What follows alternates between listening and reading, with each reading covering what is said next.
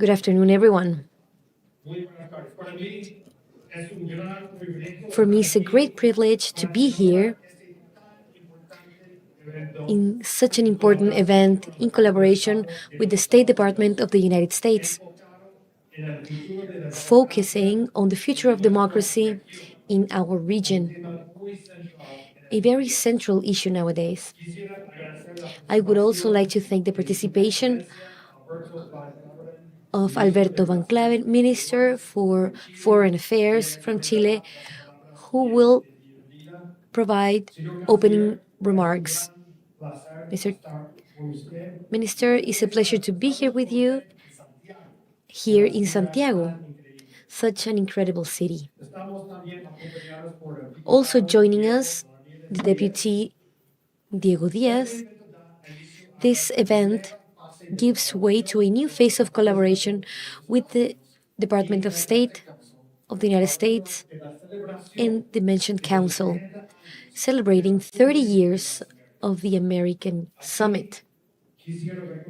I would like to acknowledge the United States Ambassador before the OAS, Francisco Mora, also coordinator for the nation for the process of the Americas Summit. His dedication to the inter-American system, along his colleagues now here present with us, is the impulse of a series of regional conversations about the future of the process of the Americas Summit. During these 2 hours of discussion in the hall next to us about democracy, technology, security in the inter-American system, this public conversation will aim at finding solutions to the challenges that democracy faces now in the Americas. We live in a world and in a region that has changed a lot since the directors met here in Santiago in the second summit in 1998, almost 25 years ago, before Instagram, before Twitter or X, and a very different world. The agendas, the subjects are very different, but what has not changed is the deep commitment of most countries in our hemisphere with democracy. With new world challenges and challenges for the hemisphere, is going to be even more important to create public and private bridges to strengthen not just democracy, but also to expand the tangible benefits that our democratic institutions produce. A commitment also coming from the Atlantic Council. Today, the words of the ambassador and the director of regional integration from the Ministry of Foreign Affairs from Dominican Republic is going to share the perspective of their country, who will host the next Americas Summit in 2025. Then I'm going to moderate a discussion between Mr. Mora and Maria Teresa Vial, representative of the American Chamber of Commerce in Santiago, to discuss how public and private connections can make the difference for democracy in the Americas. And then in the next panel, we will focus on better practices for democratic resiliency, moderated by my colleague, with the participation of the Deputy Diaz, Alejandra Versuques, and Francisco Pérez Maquena. Finally, I would like to especially mention the organizations that we are working with in this event: CLAPES UC, AmCham Chile, CNN Chile, and Acerta. Now, it's my biggest honor to welcome Councillor Alberto Van Claren.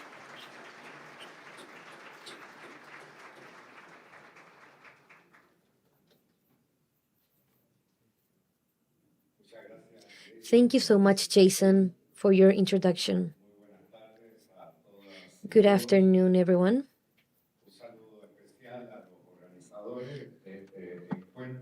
Greetings to all the organizers of this event, representatives of the Adrian Arsht Atlantic Council Center for Latin America, well represented by his vice president, Jason Marsack, Ambassador Frank Mora, Ambassador of the United States for the OAS, and our colleague and professor of many years ago, Mrs. Director of Regional Integration for the Ministry of Foreign Affairs, Ambassador Ana Castellanos, Honorable Deputy Guillermo Ramirez, Undersecretary of Economic and International Affairs, Mrs. Sangüesa, Undersecretary of Crime Prevention, our colleague Eduardo Vergara, Mrs. President of the Santiago Chamber of Commerce, Maria Teresa Vial, Mr. President of CNN Chile, Jorge Kelly, Mr. Director for the Latin American Center of Economic and Social Policies of Universidad Católica in Chile, Felipe Larraín, all the diplomats present, ambassadors, colleagues, friends. First of all, thank you so much for this invitation. And thank you for choosing Chile for this presentation of the Atlantic Council.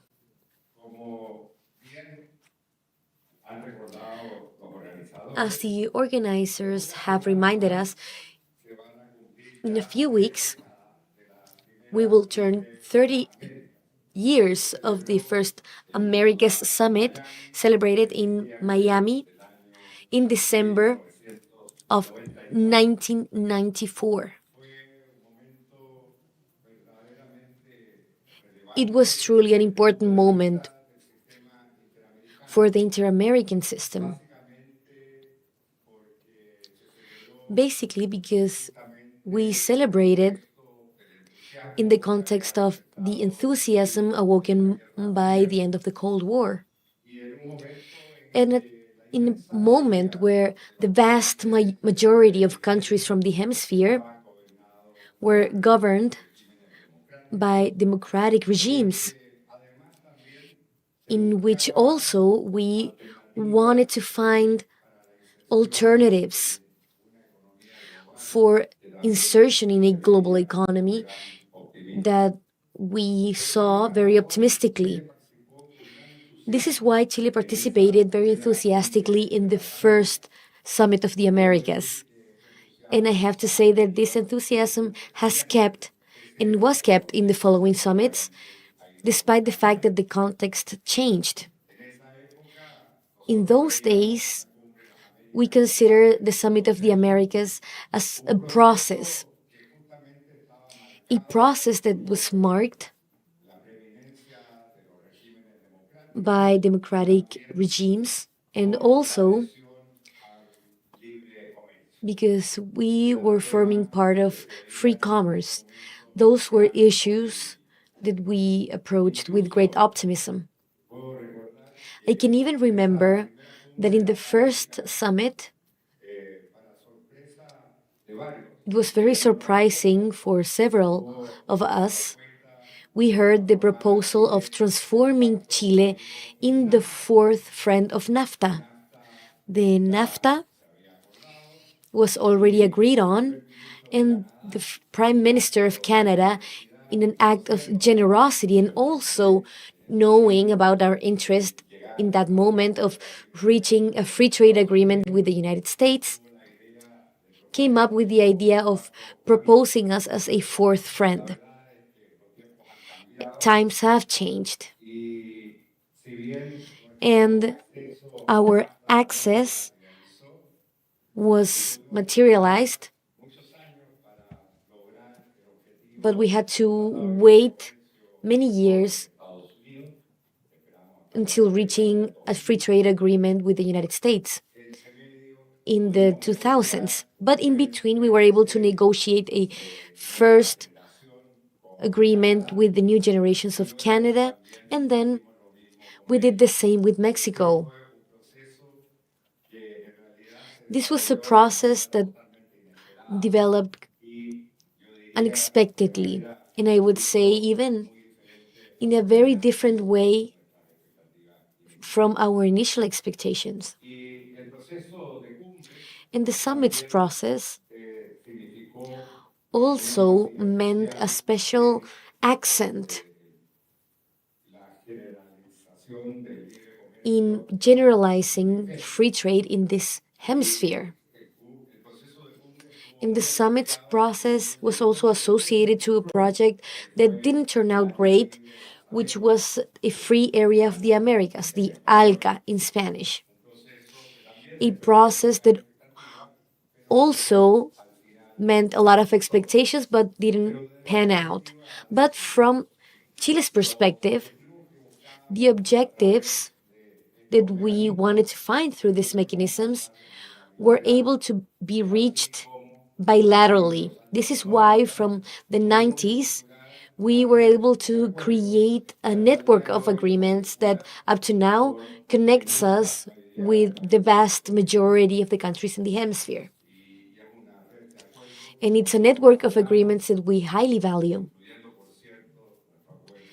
including our free trade agreement with the United States that last year turned 20 years, an opportunity that we took to celebrate, along with AmCham and our own chancellors. But let's talk about the Summit of the Americas. Chile considers it very important. And of course, we value this mechanism in what it means as a moment for political dialogue with the countries of the hemisphere. It's a dialogue that we highly value, in that provides an opportunity to our presidents and chiefs of government and parliamentary democracies, especially in the case of the Caribbean, to meet, exchange ideas, and to be able to make progress in terms of our and bilateral relationships and our insertion in the inter American system. And if in the past the emphasis was placed in issues like democracy and free trade, today we can address other topics like the environment and, of course, social equity, a subject that we still need to pass in many countries of the hemisphere. Also, aiming at other dimensions, like, for example, gender equity. We also have incorporated other issues in the process of the Summit of the Americas. One that's of special interest for our country that has to do with the protection of oceans. And of course, we are very happy to be a part of an initiative known as Americas for the Protection of the Ocean, that intends to connect a network of protected ocean areas from Canada up to our country.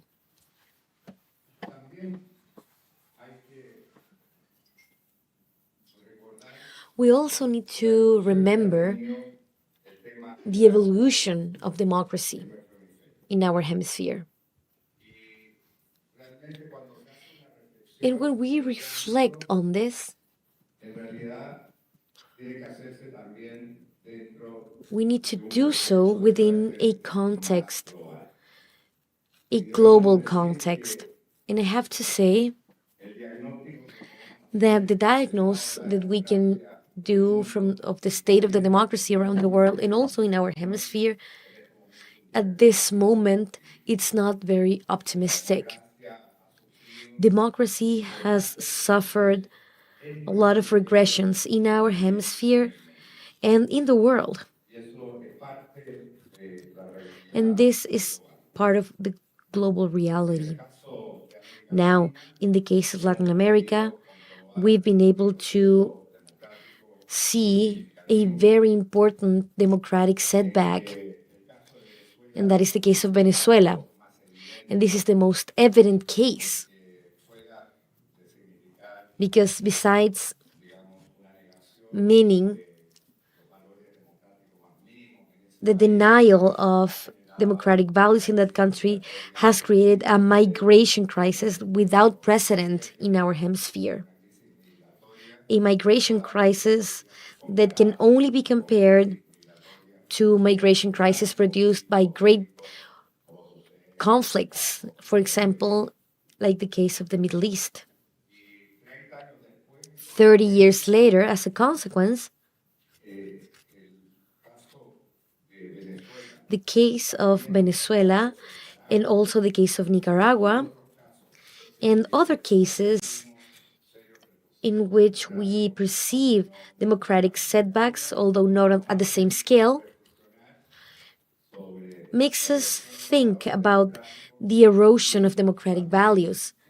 And it makes us be less optimistic than in previous times. And another trend that also leads us to a certain concern has to do with something that embodies the inter-American system, which is multilateralism. We believe that multilateralism today is under threat. And it's under threat from a perspective of non-democratic regimes that question multilateralism, and also trends that are present in many countries that also question multilateralism. Hemispheric institutions and regional institutions are not immune of these trends and tendencies. This is why it's so important for us to reinforce the process of citizens' legitimation in the summits and in the inter-American system overall. This also reminds us of a reflection that one of the architects of the summit processes made, a very good friend, Richard Feinberg, when by the end of the 90s, he said that we needed to develop internal constituencies on which to create hemispheric dialogue, particularly from civil society with the private sector. This is why we value so much this meeting. And we value the presence of representatives of the private sector, a sector that needs to be more involved in the process of summits and this hemispheric process. This is why we regard the representation of private sector and our political sector, for example, with the deputy joining us today. The Inter-American Democratic Charter. Here, it also becomes necessary to provide a reflection. As pointed in the document of today's discussion, Santiago Summit of 1998 had as one of an important value not just reinforce the importance of democracy, but also to consolidate the connection of American states in the summit process. I was able to participate since the second Summit of the Americas in this process, and there was always some hesitation and ambiguity in how to insert the summit processes in the OAS. Those were initial doubts that were solved over time in favor of course, fully incorporating the summit processes in the whole institutionality of the OAS. And given that we have Ambassador Frank Mora with us, please allow me to address how in Chile the process of the Inter-American Democratic Charter, this instrument that was incorporated in the Inter-American system and that meant high expectations. For us, it's still about an instrument, an important instrument at the hemispheric level. But we also acknowledge that in current times, where threats to democracy acquire a different nuance than the ones that we faced in the 90s, this charter needs to be reflected upon. This is why Chile, along other countries,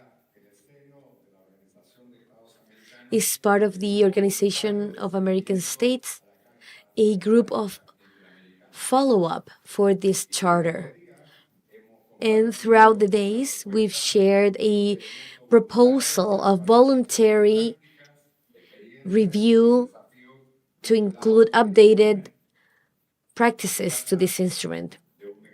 This is a voluntary mechanism through which states can share with our peers what we've done in strengthening democracy, the difficulties that we've faced, and all the progress that we consider important to highlight in all the concepts that the Charter addresses. Far from seeking rankings or evaluation mechanisms, the objective is to provide a space to see progress and challenges and also to receive a constructive approach from peers. We are very confident that this agile, flexible, and light mechanism we will find support in the countries of the hemisphere. Friends, there is no question that we are living in a very different time than back in the 90s. However, having a platform like the Summit of the Americas offers us the possibility of sustaining hemispheric dialogue in the highest level.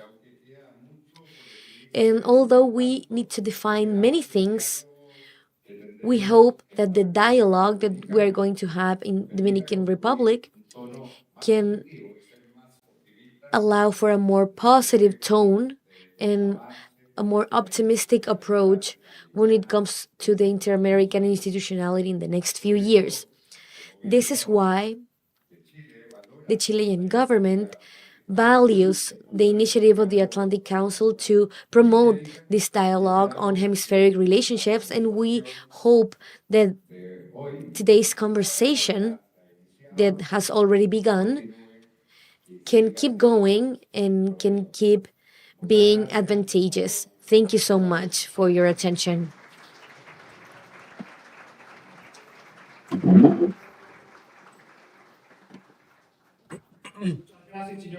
Thank you very much, Mr. Chancellor, for your words.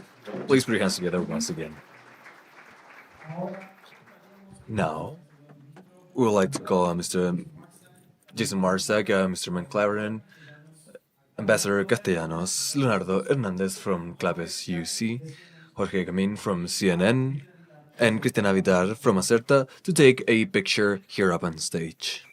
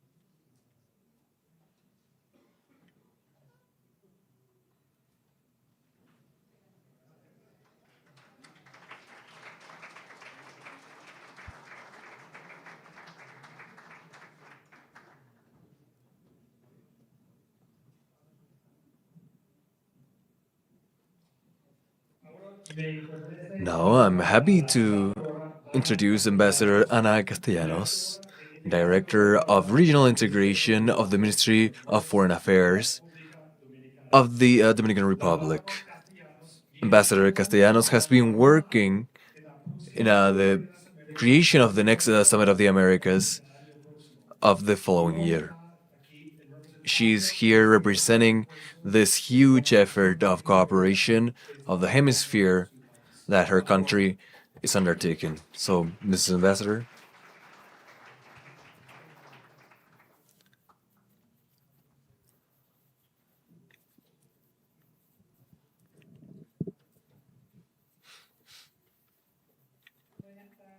Good evening to all attendees here face to face and online. I would like to start by saying that we're currently forced to act to safeguard democracy, and this space for dialogue is a great starting point to ensure a much more promising future for all of us. This is why, on behalf of the government of the Dominican Republic, Vice Minister Domiciliar, I thank the consulate of Jason and Diego, Ambassador Fran Mora of the Department of State of the United States, the government of Chile, Chancellor Van Claveren, the Chilean institutions that are involved, and all of you for having us here and inviting us to this initiative titled Reinforcing the Future of Democracy in the Americas. A very important factor and a sign that we live in a democracy is being open to dialogue and collaborating between states and all different sectors in our societies. Governments must ensure that public policies and the decisions that are taken show a commitment with these basic concepts for all citizens. In Latin America, according to the report of the Latin Barometer of 2023, during the last 15 years, the support to democracy went down from 63% to a 48%. This is representing the weakness that we are currently having in this region when it comes to strengthening democracy. And it calls us to reflect upon the structural issues that do not allow to support a state of democracy in Latin America and the Caribbean. Latin Americans know this very well. We have lived through the same internal fightings, and as the book of Eduardo Galeano says, the open veins of Latin America, our veins have been bleeding trying to defend our democracy. Today, this region is mainly democratic, an achievement that we can only sustain as long as governments are able to tend to the needs of the well-being and progress of everyone. In spite of these advancements, we are currently navigating through a sea of uncertainty, attacked by foreign issues that have deeply impacted us. We have in a crisis of a democracy, crisis of inflation,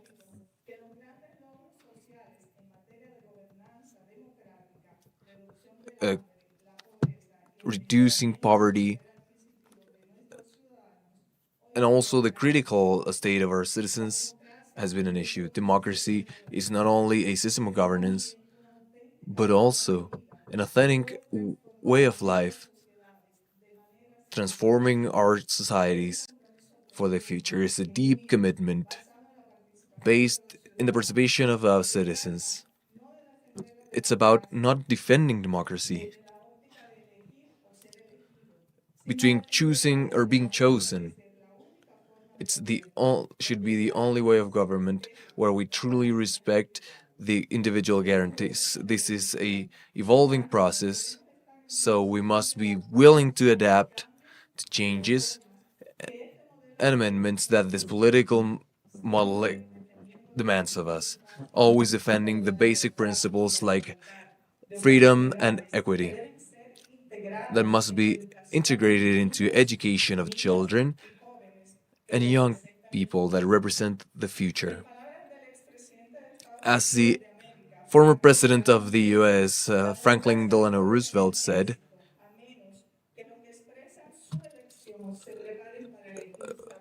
unless they're prepared to choose wisely, the true safeguard of democracy is thus education. On the other hand, from the insular Caribbean, when we see the issues of the region, we think in a multilateralism and cooperation, giving collective responses to national problems. To truly live in an inclusive democracy is needed to place the collective interest above the individual. In the same way, Latin Americans and Caribbeans must articulate endogenous narratives that sustain us and not brought from foreign scenarios outside of our way of living to truly face our regional reality. Is that where the strengthening of Latin America on the so-called regional integration is an imperative step in order to reinforce democracy more so than empty words. It should be a practical concept and tangible, as we're doing, for example, from the Alliance for the Development of Democracy, and how we'll continue to do so in the 10th Summit of the Americas. We cannot wrap things up without hyping up everyone here present and virtually to meditate on the cycle of political polarization that is looming over our region. We're currently forced to act to safeguard democracy, and this space of dialogue and reflection is an ideal place to continue contributing towards the construction of ideas, no matter how different they are, so that between all of us we can ensure a much more promising future for the governance in our region. I now leave you with a quote from Roberta Menchu, human rights activists from Guatemala and Nobel Peace Prize, when she said that democracy is not a goal that we can achieve to then start working on other objectives. It is a condition that can only be maintained when all citizens defend it. Thank you very much.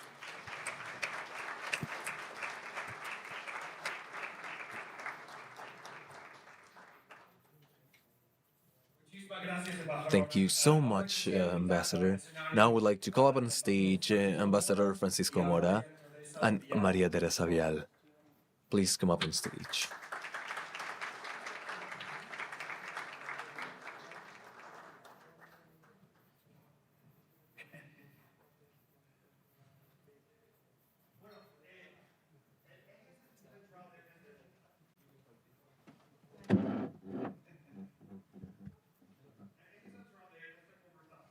The main axis of this conversation, can you hear me now?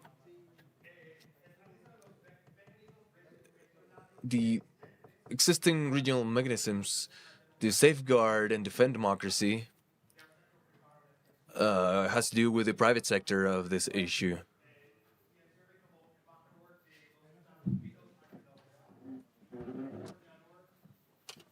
Also, with the national safeguard,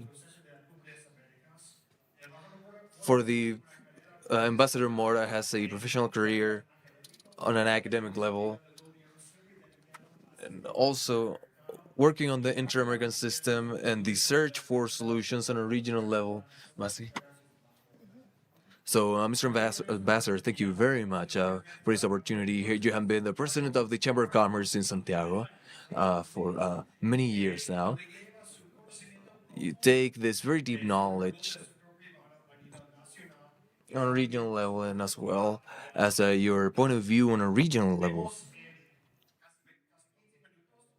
We have almost 15 minutes to discuss this following topic and the inter-American conflict in order to face any challenges between the private and public sector.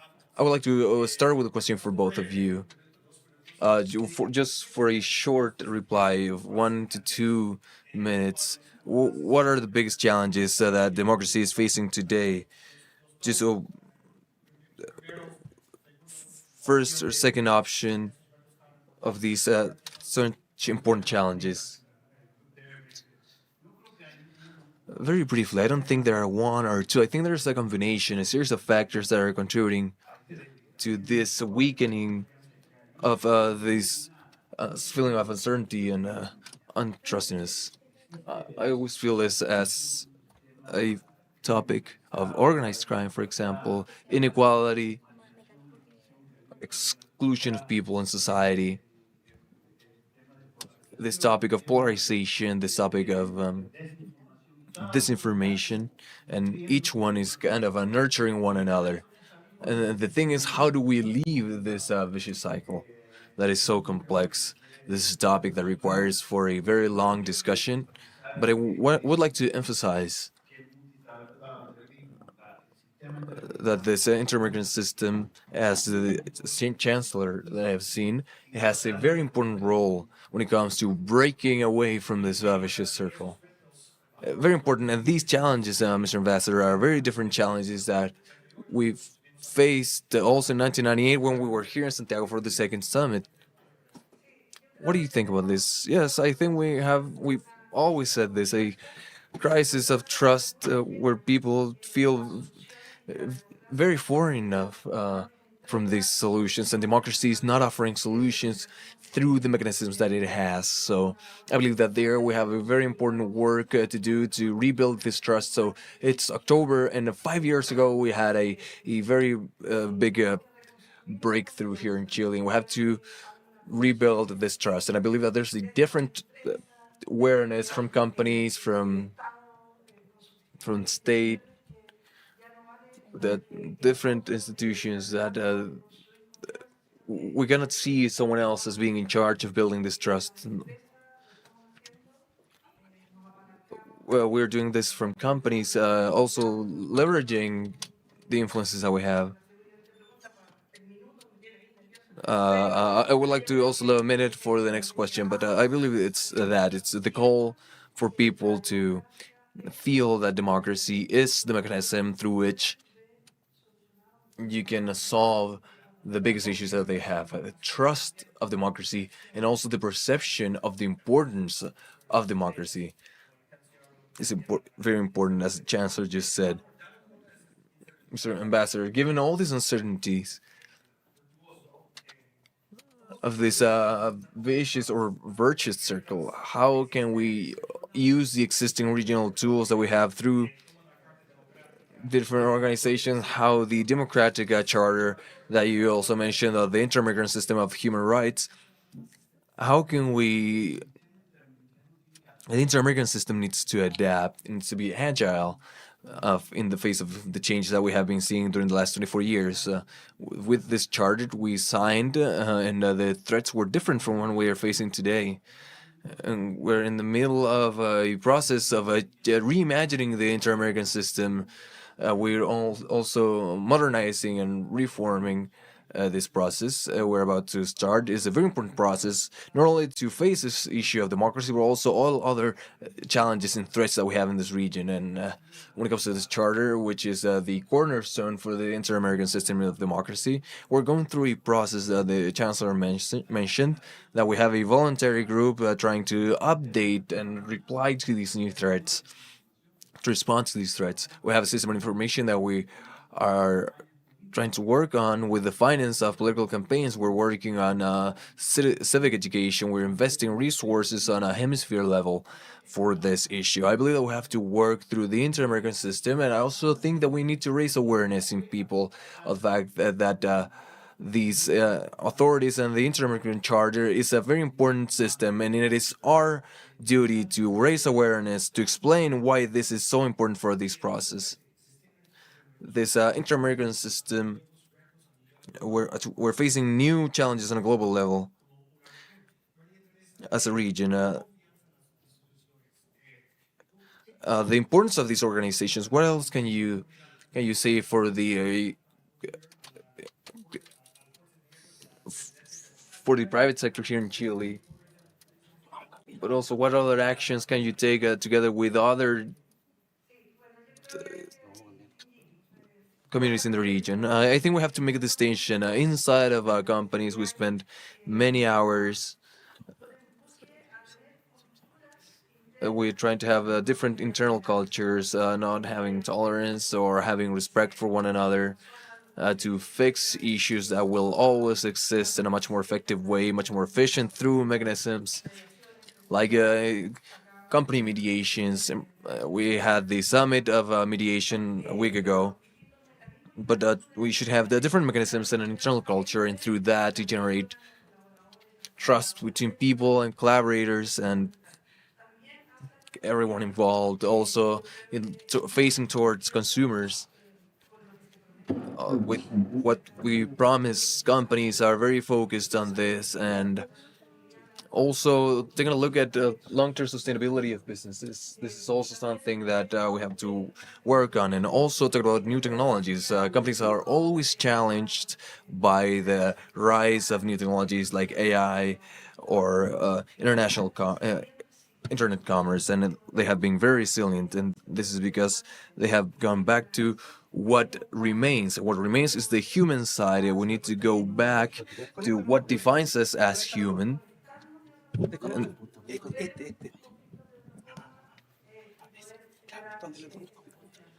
Muchas gracias. Embajador Mora, el proceso de las cumbres también incluye un proceso con el sector privado, ¿no? Existe el diálogo empresarial de las Américas, cual empezó durante la cumbre de las Américas en 2012 en Colombia, y ahora es una iniciativa muy importante para complementar el proceso de las cumbres. ¿Qué piensa que puede hacer aún más este proceso de cumbres para generar más espacios para What can we do with the summits to generate more spaces for dialogue and participation with the private sector? It's a fundamental thing, right? I would say that the private sector and governors cannot decide on the most important topics of the hemisphere, and that is why I believe the Dominican Republic will be a very main part and fundamental part.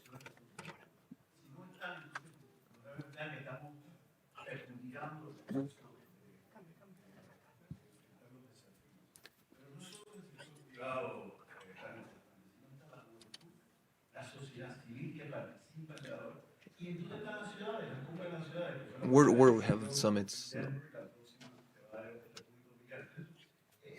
So this is the only place where these summits is the only space, the only platform where the different actors and agents are interacting with the governors and informing, nurturing this conversation, so that the result that comes from the conversation is inclusive, comprehensive, and that truly has in scope all these issues that we're facing. This inclusive process is so important, and I was in Mar del Plata to oversee the first summit of the civil society, of the Summit of the Americas, and having the space for dialogue is so important.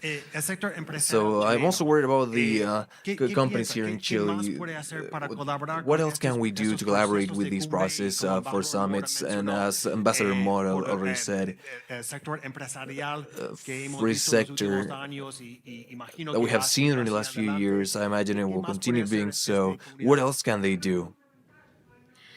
I think it's crucial to connect the business world because it has problems as any other sector, but it has a very clear vision on its work in the public sector that maybe a few decades ago was not even dreamed about, because we know now the companies to be sustainable over time, they also have a role to play in the public sector, and we also have something else to do, which is the execution of little and not so little initiatives that can respond to social problems. Different companies, for example, we in the Santiago Chamber of Commerce, we have initiatives to tackle informality, and we call to companies to support us in initiatives about innovation, and everything is available to them with their own competences. But the role of companies in the public sector is important. We can no longer say what should be done, but we also need to execute to have a more cohesive society and a business ecosystem that can be more comprehensive with suppliers, and we want to be treated Muchísimas gracias. with Muy justice. importante, María Teresa. It's Estamos so a tiempo, important, pero Maria yo Teresa. quisiera We're still terminar y on time, but preguntar al I would embajador also Mora, like to ask Ambassador el rol Mora de los Estados Unidos the con el role sector of the privado, United ¿no? States with the private sector. Estamos aquí en Santiago. We are here in Santiago. What tools se puede usar aún más can be made para available acelerar even la more inversión to estadounidense en accelerate Chile investment y in también Chile en el resto de la región? and also in the rest of the region? proceso de cumbres es parte Of de course, the esta summit pregunta. process is part of all of this. Sometimes we talk about bilateral mechanisms, and that's fine. But I think that in the context that we are now, it's so important to have the participation of the private sector. I like to see the private sector not just in summits, but in other sectors or regional spaces where they can participate with the public sector, thinking what the public policies should be that are appropriate in order for this to be an inclusive effort. That would be my very humble recommendation. Not just in summits, but something permanent, and that governments ask Muchísimas the private gracias, sector to those embajador processes. Mora. Thank you so Muchísimas much, gracias, Ambassador María Mora. Teresa. Thank you so much, Maria En tan Teresa. poco tiempo hemos dado una Lo hicimos visión muy perfecto en completa. el We did tiempo. great on No, eso es para el time. próximo panel. No, pero lo hicimos Eh, perfecto, si eh, paramos justo. Con eso invito a I Diego would Area, like diputado to Ramírez Tírez, a ask Alejandro Mastukis, y a Diego, the Francisco deputy, Pérez, a la secretaria Maria and para Francisco el Pérez último panel, for y the después last panel. al vino And para la then we recepción have para todos los invitados. some wine Muchas and gracias. cheese Gracias. for all Gracias. the guests. Gracias. Gracias, Ah, ¿bajamos por ahí?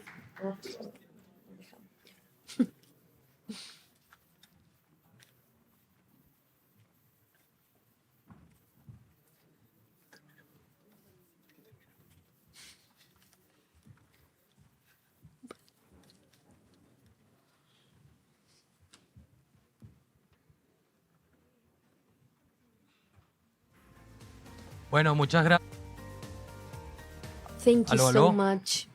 Muchas gracias, Jason. Thank you so much, Jason. Y buenas noches, and Santiago. good evening, Gracias por venir. Santiago. Estoy muy Thank you for emocionado joining us. de I'm poder so compartir el panel de hoy con Muchas este gracias, muy amable. distinguido panel, This pero very además de distinguished tener a un panel, but público also I'm very happy muy to relevante have aquí en such an Santiago important y a audience quienes here se in nos Santiago conectan and virtualmente, those who tanto are en español joining como us en inglés, online desde todos los in países de las Spanish Américas. and Bienvenidos a English from esta all the countries importante in the discusión. Americas. Welcome to this Aquí, como el important panel discussion. anterior, vamos Here, a like in the correr, previous pero lo vamos a panel, lograr. we're going Y como to se comentaba en el hurry, panel but we're going to anterior, make it. And estamos as a solo in the 2 previous días de la panel, celebración del we are 5º 2 days away aniversario from the del 5th estallido social anniversary en Chile. of Y hoy the venimos aquí social a outburst. analizar. And we are together here to think about what has happened in the country in the last 5 years, what lessons learned can we share, and especially, and so relevant for this discussion, what are the lessons learned for the hemisphere also that we can apply around the Americas. And in this particular panel, we think that democracy and the discussion of democracy beyond our elections. We can start with the new digital disruptions that are so present and prevailing, that are producing critical questions on society on a global level. Artificial intelligence, cybersecurity, security, digital currency. All of these things are transforming the way in humans communicate, how we consume information, and how we communicate with our governments, and how governments communicate with their societies. And on the other hand, in our region, high indexes of inequalities, corruption, and the growing authoritarianism of other countries like my country, Venezuela, have generated a petri dish and a perfect territory for transnational territory bans, and drug dealing can disseminate on the region and having more power over the territories. This in contrast with the lack of tools from the states to fight this phenomena. So this reality has meant dichotomies in models. For example, the model of Nayib Bukele, El Salvador regime, that has been attractive for some leaders and candidates in the region to be a part of this and appeal to the constituents and this other model respecting due process and human rights. In these past few days that I've been in this beautiful country, I've had the chance of speaking to many Chileans about these topics. And something that I've seen is that Chileans see with a lot of severity and in a very hard approach to their own country. And I've said this in private that the process that Chile is living is an inspiring process. It's a reference for many of the countries in the Americas. And when I talk about the rest of the Americas, I also include the United States of the Americas that has lived their own challenges to democracy. And in the last 2 months, in the next few months, we're going to see another election that will change the dynamic of the country and within the country and within the region. These issues cannot be only addressed through the government because we have a politician, a businessman, and a spokeswoman so that everyone can think about solutions. And now I'm going to introduce them. Guillermo Diaz, interim president. Alejandra Mustakis, industrial designer, founder of many companies, and Francisco Pérez Maquena, general manager of Keynote. And I would like to start by asking Deputy Guillermo Ramirez. First, thank you for coming. In my initial conversation, I talked about what we're going to celebrate in the next 2 years. And I would like you to share your experience of living this process, how you've lived this in Parliament, what's your vision on the future of democracy in Chile? Diego, thank you so much for this invitation. 12 years ago, only 12 years ago, an emerging figure, a man, Fernando Adria, proposed a new constitution for Chile with an assembly of constituents. That happened 12 years ago. This proposal was welcomed in the right side and on the left side. And we were a bit scared on the right side because we saw what Venezuela went through and we saw what this meant in the consolidation of that regime and that dictatorship. And the reaction from the left was no different. 12 years ago, only 12 years ago, Fernando Adria was a militant of the Socialist Party. And after proposing this assembly, he was asked what he thought about this proposal. And his answer was, some of them are smoking opium. Only 12 years ago, a proposal for a new constitution sounded absolutely insane. Pardon my expression, impossible, completely outside of what policies could or should do. 12 years later, not only did we have a constitutional process, we had two. And if we add all the other gatherings or projects by Michelle Bachelet, we had three. And honestly, in these last 12 years, many of the things that were considered impossible, improbable, have happened in Chile. Approving three withdrawals from our funds. Only 11 representatives of 155 voted against these withdrawals. 11 of something that was considered impossible. There was a social uprising. Our neighbors, you would watch Argentine television or did you watch Jaime Bailey's program in Peru, they laughed at how boring Chile was. Nothing ever happens in Chile. And we have a social uprising that surprised everyone. There were some of us that were looking at it with horror and some of us looking at it with hope. In this country that is so Republican, based on dialogue, we have two constitutional accusations against the President of the Republic, something unthinkable 12 years ago. Not one, but two, and one of those was approved in the Chamber of Representatives. And I say that the senators of the left side, only two of them voted against it, Francisco Munchumilla and El Rincon. Even those that were the most left-leaning voted against the president. So you can take this social uprising as an isolated phenomena, or you can realize that something is coming apart. Something is what we're losing. Somehow, we're going downhill, and maybe we have not been able to put our fingers on it. You asked just now, how did you come out of this social uprising without the country coming apart? We achieved this because we kept one thing strong, because dialogue prevailed.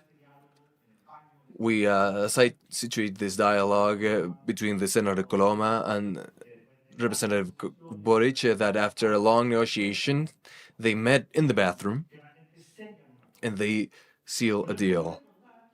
But it's good to remember that in the days before this, there was no dialogue. We had a left party that took things to the limit. I saw this because they wanted to achieve this perfect constitutional system that they hoped for. If we had another constitutional uprising, I don't think the dialogue will come through. I think we have even less dialogue now. I think the quality of our politicians has been going downhill, and this is something that we have to face. Because more crises are to come, more challenges we will have, and if we're not capable of taking back this Republican logic that we always had, then the country will always be on the edge. Well, Representative, I'm sorry, but if we need dialogue, exactly conversations like this, together with regional allies, with the U.S., with the Dominican Republic and others, is then more important. So give me just 1 minute to tell you how we can save dialogue in institutions and the Republican sense.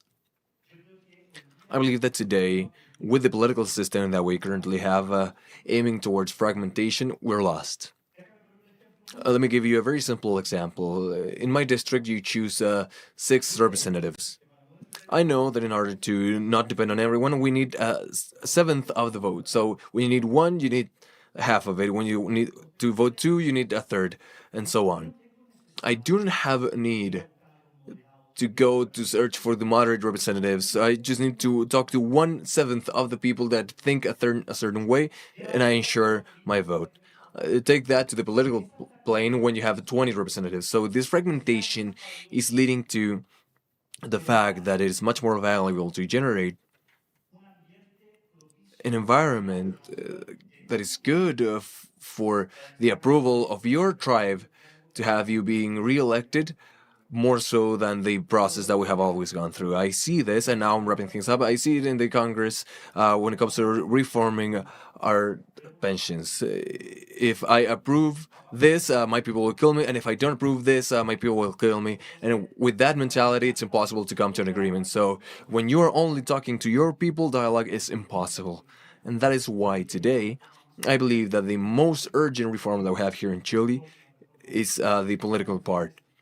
This is being said for 60 years. At the end of the 60s, Molin Lielger from the European Parliament, they said that the most toxic political mix is a presidential system, which is what we have, with a proportional Congress that leads to fragmentation. Chile and Latin America are the proof that he was right.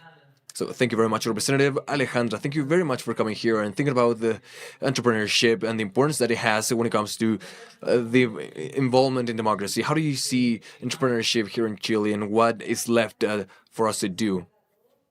Hello. First of all, I want to greet everyone, and I would like to say that I'm an entrepreneur, a businesswoman here in Chile. It's very important to say that I'm here with my partners here. I would like to say why do countries migrate? Why do people migrate? For the lack of opportunities. When people do not find opportunities, they don't feel part of this. They cannot survive, and they have to leave for other countries. So, what we should all look after: the political side, the public side, the private side, the civil society.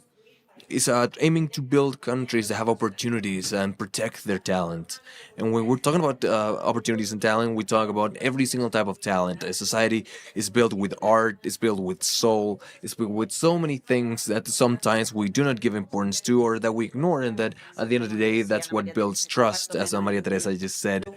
I agree with her. The human side, the soul, feeling part of this, having identity, having a culture, all of this talks about wanting to belong. And so, as long as we're not capable of coming to an agreement in the political side, I feel that when Maturana, a great Chilean philosopher, said, no one holds the truth. There are only many different truths that you are able to live. When every place where you are born, you have a different truth. So we have to build upon this, and if you do this with a strategy, with a plan, and with a dream. You have a dream, and with this, you open up a way. And I feel that sometimes we lack this dream in Latin America or the Americas. The dream here also in Chile and also has to do with everyone feeling as they are part of the same thing, and that everyone has the opportunity to develop, to have a human side, as Maria Teresa just said. So I would say that the good thing about entrepreneurship is that somehow you can show the best side that you have, and you have a dream, and you fight for it, and you have to achieve your dreams come hell or high waters, and whatever needs to be done. I can assure you it's good that people know how important this is, that we are all aware of this. And this is based on opportunities, on trust, and feeling part of it. And if we do not achieve this, we can lose everything. Thank you very much, Alejandra. Francisco, we were talking about how Chile is a regional reference regarding its political system and democratic system, but also on the private sector and the dynamism that it has. And Chile is an inspiration for the rest of America. So I would like to ask you, what has been the role? How have you seen the private sector, this process that has been being developed in the last 5 years, and what else can we do? Well, thank you very much for the invitation. I would like to greet everyone, first of all. On the political side, I 100% agree with what Guillermo says. The most important thing here, and the thing we need the most, is a political reform. But leaving that aside for just 1 second, I would like to say just basically that I have a message for this topic. I believe that you can see it yourself. This is a very stressful job performed by Claude Cepeli, my university classmate, after the social uprising. Between 1999 and 2004, for the first time after 30 years, the newer generations were poorer than the previous generations. This, according to Claudio, was the spark that led to all of this. And we have also learned that what explains happiness or being happy is that you feel that you're doing better than how your parents did. So this is a trend that is coming from 12 years of economic stagnation. This is something that we cannot forget when it comes to trying to understand what happened to us. And in a certain way, it's still happening to us. It has not changed that much. So what is the issue? And I would like to convey a central message to you.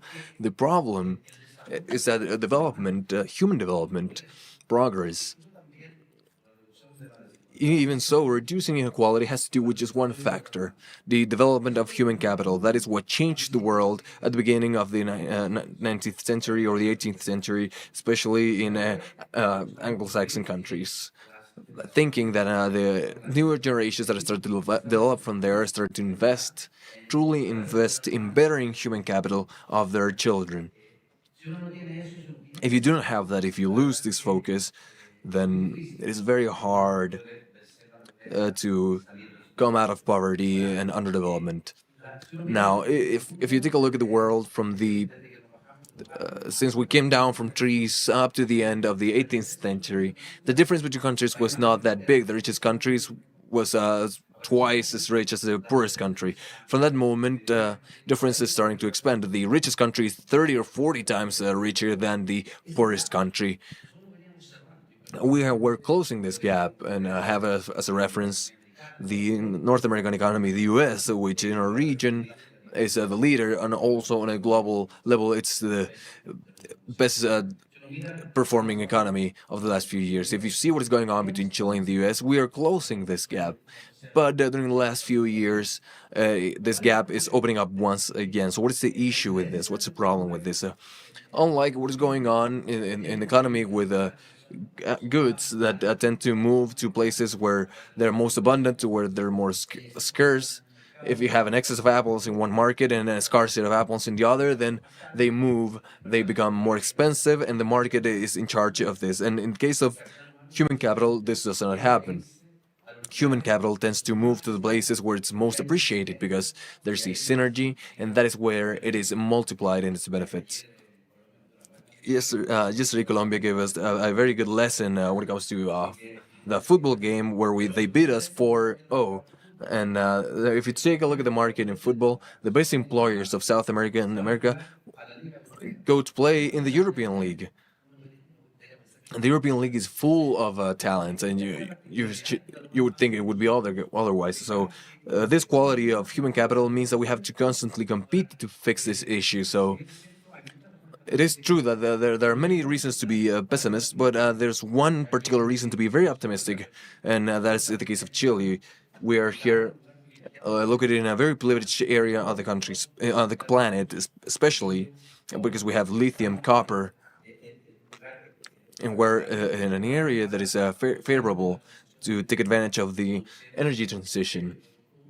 Producing all of these products, we have the sun, for example, to be able to generate many resources. So if the resources are not used, they are not transformed in a certain way into human capital, then we would have lost this opportunity. So although it is true that we have issues on the political side and we are just coming out of many conflicts, the truth is that at least I am hopeful for being able to agree, to have dialogues, to take advantage of the situation, and not for us, but for all of Latin America, and to fill this gap and to close the gap between the northern hemisphere of the world with the use of human capital. I think this is a vision that we should approach, and that's the central issue of all of this. And how do we achieve to close this gap in human capital in our economies, in our countries, in our societies, and towards more developed societies? I share your pain because Venezuela also lost against Paraguay yesterday, but I'm still hoping that we'll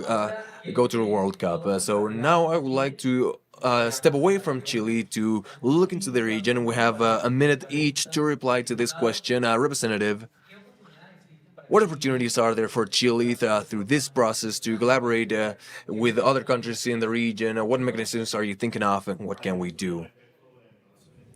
I'm not an expert on international relationships, but given that I'm such a nerd and I usually see presidential debates around the world, I've seen something. Latin America sees Chile. You travel anywhere in Latin America and you see how what a nightmare it is. But we also are an example for the mining industry, for example. In Chile, we see that in presidential debates, commodities should be more valuable. And any candidate should say that. But in Argentina, you always hear, why, if we have the same mountain range, we don't exploit minerals like in Chile. But what I am trying to say is that we do things properly.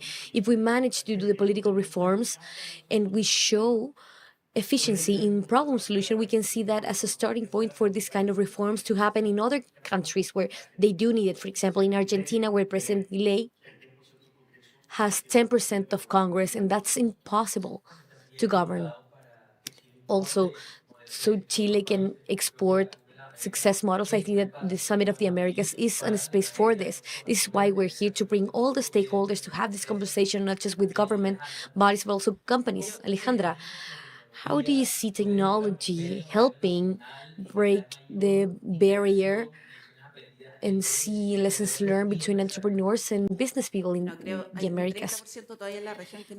There's 30% of the region that doesn't have access to internet, so we cannot speak about connecting people with this companies, but we want to see that the world of entrepreneurship is a space for joining speaking Spanish-speaking countries, because we cannot ask everyone to speak English. It's difficult enough to be an entrepreneur, but doing that and speaking English is difficult. And if we think about Latin America, we have 40 million inhabitants. It's the same challenges, and the entrepreneurs hold qualities that we expect from a society. So I think that's a beautiful space that we should explore together. Thank you so much. The same question for you, companies like Kinyen. How can we create connections to tackle challenges like we see today? Well, through investments, through physical presence. And in our case, we develop companies not just in Chile, but also in the region, in Europe, in the United States. And the amount of ideas that you see is huge. And we see some barriers probably that makes it more difficult for this cross-fertilization to happen.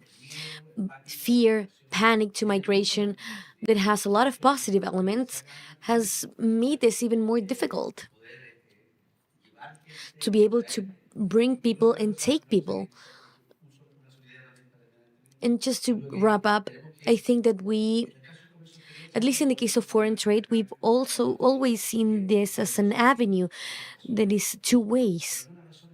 For some reason, in the case of foreign investment, we've had the perception here in our continent that is something that we see from rich countries to poor countries. We should change that. And we have to think that foreign investment is a two-way street, something that you can also do from the south to the north. We can help integration because you learn a lot from this effort. Well, again, thank you so much to the three of you. Thank you for your participation. I think we've had a very powerful, interesting conversation that we need to carry on. I want to thank the Department of State, the Chilean Department, the Dominican Republic government, ACEPTA, CLAPES, Catholic University, and AmCham Chile for being part of this initiative. Then we will see Trinidad and Tobago, and then Panama, and we will have the same conversations in those countries. Again, thank you for joining us, and let's give a round of applause to our panelists and to everyone.